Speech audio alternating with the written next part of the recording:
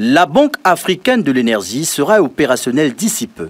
Les modalités relatives à la mise en place de cette institution ainsi que son fonctionnement ont constitué l'un des points essentiels de la 47e session extraordinaire du Conseil des ministres de l'Organisation des producteurs de pétrole africains tenue ce 3 avril 2025. À cette rencontre, la voix du Congo a été portée par le ministre des Hydrocarbures, aussi président de cette institution. Faire le point sur le démarrage de la Banque africaine d'énergie. Nous avions quelques questions à examiner en ce qui concerne son démarrage. Les choses avancent très très bien. Nous pensons que nous devrions démarrer cette banque à la fin de ce semestre, donc à peu près au mois de juin. Et nous devions régler rapidement la question du siège.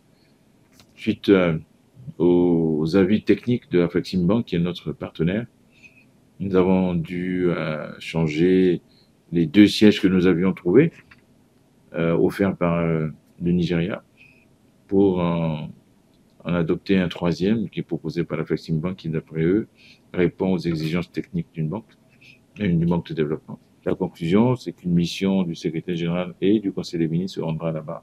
Nous avons vraiment l'ambition d'en faire une institution qui sera une fierté pour l'Afrique. Pour Bruno Jean-Richard Itois, point n'est donc nécessaire de se faire des illusions, car aucun obstacle ne se présente devant l'ambition commune des États africains, membres de l'APO, d'ériger cette instance financière aux multiples enjeux avec l'appui d'Afreximbank, dont le but est de relever le défi de financement auquel l'industrie pétrolière et gazière africaine est confrontée en raison de la transition énergétique.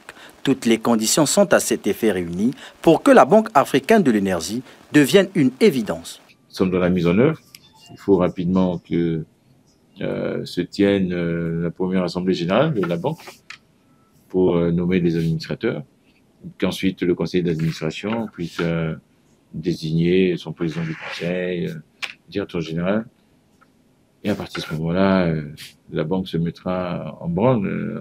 On s'appuie sur Afreximbank, qui est une banque internationale. Donc, avec son expérience et son appui, les choses vont se dérouler sans aucun problème. La mobilisation des fonds est en cours. Plusieurs pays ont déjà apporté leur contribution avec les engagements des uns des autres. Nous pensons que nous aurons le minimum requis pour pouvoir démarrer au mois de juin. Il n'y a pas d'obstacle, il n'y a pas de situation bloquante. Autre point abordé lors de ce rendez-vous, c'est la désignation du futur secrétaire général de l'APO. Ce dernier succédera à Omar Farouk Ibrahim à ce poste depuis 2020. Il aura la charge de conduire la nouvelle politique administrative de cette organisation. Définir dans le détail les conditions de sélection du secrétaire général, puisque l'actuel secrétaire général arrive à la fin de son 2e mandat. Et que donc, d'après nos statuts, nous devons trouver un successeur. Et nos textes n'étaient pas assez précis. Dans la procédure de désignation d'un secrétaire général, nous avons donc commis à cette tâche notre conseil exécutif, qui est donc le conseil qui réunit nos experts.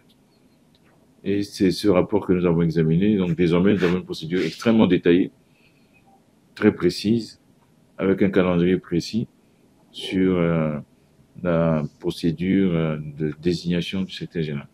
L'Organisation des pays producteurs de pétrole africains a été créée en 1987 à Lagos au Nigeria.